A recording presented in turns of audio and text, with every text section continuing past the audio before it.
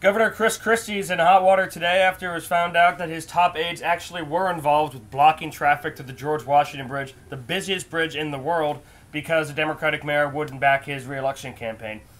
Howley, how is this defensible?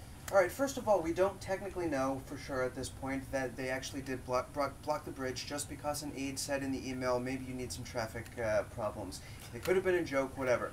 All right, first of all, that aside, and I know I'm going to offend many of our readers over this, but I have been a long-time defender of Chris Christie. I think he's the best thing that's happened to the Republican Party in a long time. His record, if you look at his record in New Jersey, is actually not nearly as left-wing as many people on the right are saying.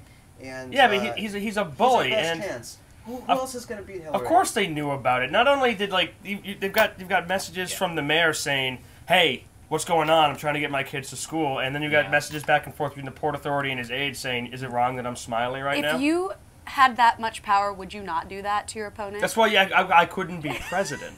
Those emails were cryptic, but they're so obvious. It would be like saying, "Nice bridge you have there. Shame if something happened to it." I mean, I think there's another point, which is to say, in New Jersey, maybe you need to be a street fighter to win. Maybe the only way a Republican could win in New Jersey is to play this kind of hardball politics. I think the desire by conservatives to demonize Christie as a rhino in this ongoing civil war is It's not about being a rhino. It's about being a bully. Because the way he talks, the way he presents himself is indicative of the way that populist Republicans need to talk if they're going to win again.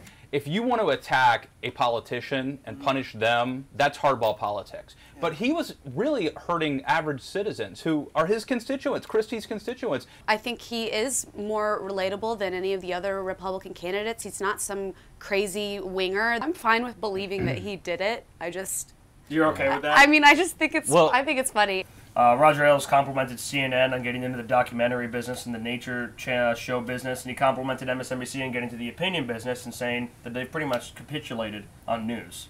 I think it's interesting. I don't think that MSNBC is surrendering or giving up, but CNN is doing some interesting stuff with these documentaries.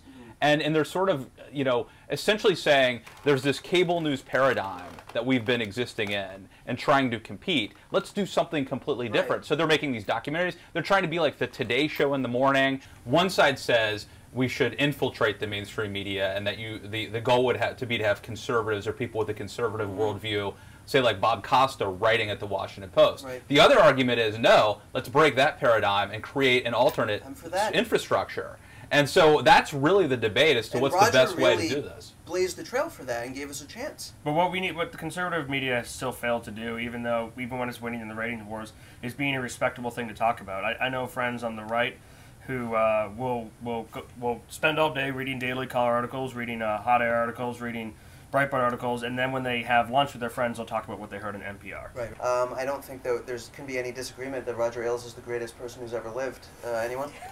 I'm doing an experiment right now. It's called Nobody Leaves.